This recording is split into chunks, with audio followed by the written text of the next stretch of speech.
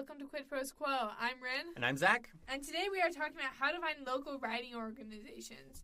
So, back with our previous co-host, Issa, we did an episode on writing groups. I think that was the last episode we did with her. Or that I did with her. I guess you weren't there yet. No. Sad. But this is slightly different than a writing group. Zac, do you want to explain the difference between a writing group and a writing organization? Yeah, so a writing group is somebody that you go to for, that you workshop your manuscript with. Think of it as like a personal workshop that you can keep going back to kind of thing. A writing organization is about professional development and networking. So you should think about it in the same sense as like a union, but not a union because there's no like collective bargaining there, or like a professional association like the American Association of Dentists, which I know about because my dad is a dentist. That's what a writing organization is. Awesome. So we have a few reasons why you should find and join a writing organization. First being resources, baby. Yeah, a lot of writing organizations have really cool resources for their members. So as an example, some writing organizations have publishing opportunities that are only open to the members of the organization, like short story anthologies, which are a great opportunity for you to get published, especially because the competition is a lot lower. It's not lower, it's not as broad. Those are two different things. It's not as broad. There aren't as many people competing for inclusion in a organization anthology than in a general journal.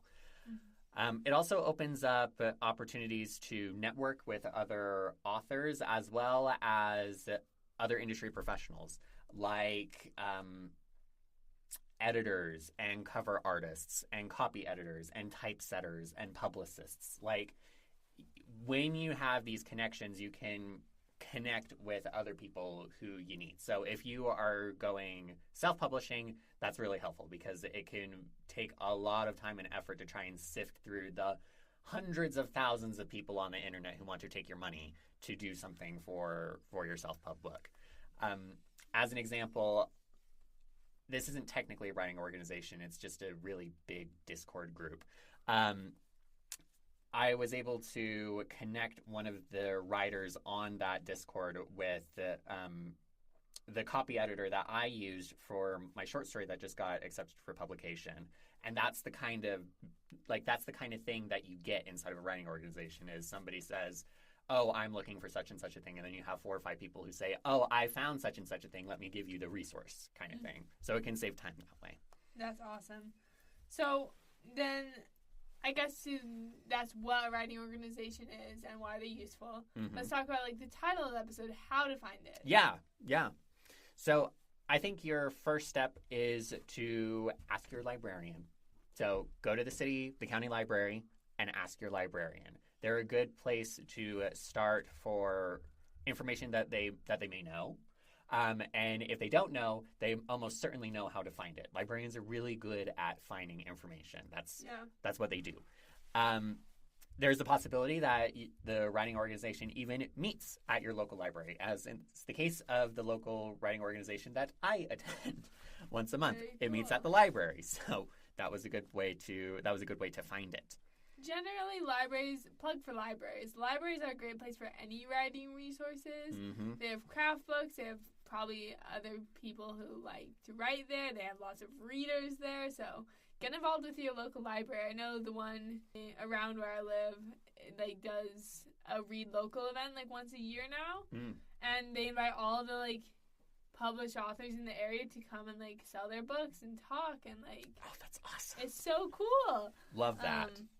Yeah. That's awesome. So plug for libraries. Use your local library and support it so they don't get shut down. Because that's something that's happening these days, really sadly. Advocacy. And then here's a writing organization on a very broad scale, NaNoWriMo. Yes. We've talked a lot about NaNoWriMo, but if you are new to the podcast or new to writing, and as this is Writing Fundamentals, I kind of expect you to be. And that's fantastic. We love that you're new and you're trying new things. But NaNoWriMo is National Novel Writing Month, and it is a nationwide organization of writers, and the goal is to, in November, write 50,000 words in 1 month, and that's maybe not a whole novel, but like a big chunk of it. Yeah, it's a good chunk. But they have, the NaNoWriMo program has, and I suck at saying these words, municipal liaisons. Yeah. Perfect. That do local write-ins. You can reach out to them and like see what they're doing in your area, and if there's not really a one for your area, like it depends on where you live and how close they are. Mm-hmm. The ones here in like Provo County are like really tight knit, and there's like a Discord server for the Provo County. There's also, but then like the rest of Utah is just one elsewhere group.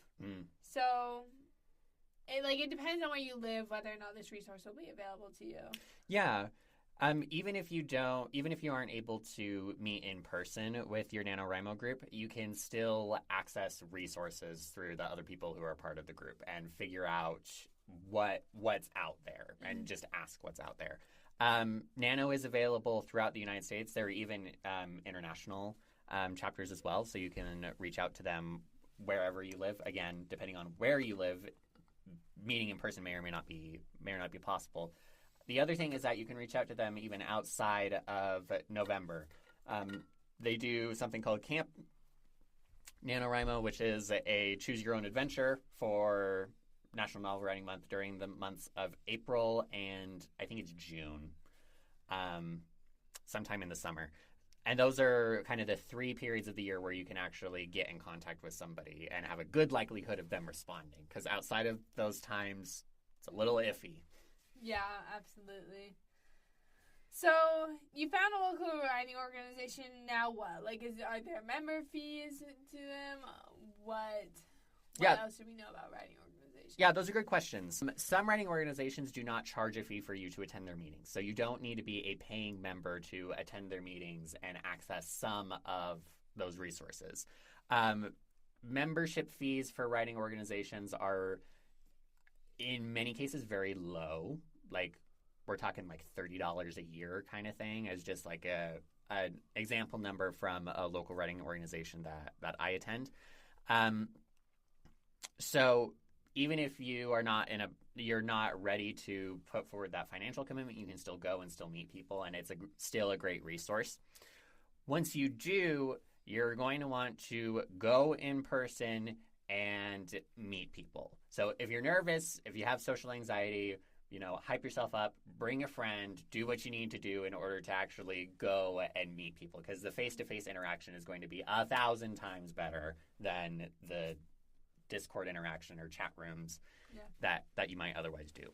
And I would say that everyone there has one time been the new person in the group. Yes. So they get when they're there. And my experience with writers is they're actually very friendly creatures. Like, they will come up and talk to you if they notice you looking like a little lonely. At least the more extroverted ones will. Yeah.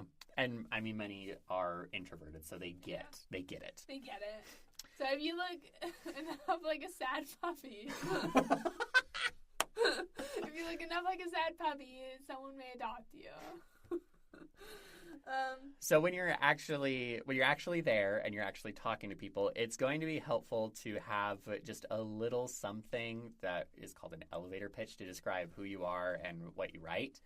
We'll have a separate episode about how to craft an elevator pitch, so be on the lookout for that. But just have something small to be ready to share, saying, I am so-and-so, my pen name is fill in the blank, this is what I write, kind of thing. Yeah, absolutely. I think that's all I have for this episode. Do you have any final thoughts? I would just reiterate that writing organizations are really, really cool. I've recently been reading a book about sociology called Bowling Alone, which talks about the decay of social organizations inside of the United States. And part of that decay is people not going to professional organizations anymore. So going to writing organizations is going directly against the current of the broader culture of wanting to be an individual and be being disconnected from other people. But there are lots of material benefits that we talked about at the top of the show to joining a writing organization. the resources, the publishing opportunities, the networking, the ability to, hone your craft. Some writing organizations host writing conferences.